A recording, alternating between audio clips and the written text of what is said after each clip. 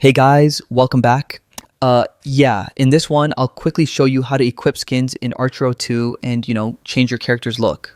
So, first things first, you want to head to the bottom left corner and tap on the gear icon.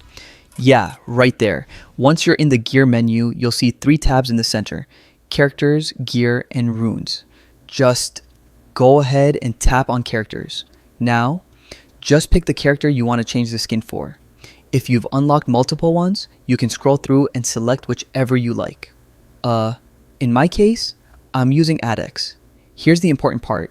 If your character has an available skin, you'll see a tiny shirt icon at the top right of their portrait. Tap on that shirt icon, and boom, you can switch or equip the new skin instantly.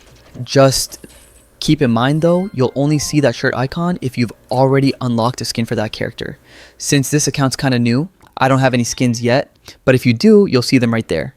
And yeah, that's pretty much it. That's how you equip skins and switch up your character style in Archero 2. If this helped you out, go ahead and hit like, maybe subscribe, and check out the next tutorial.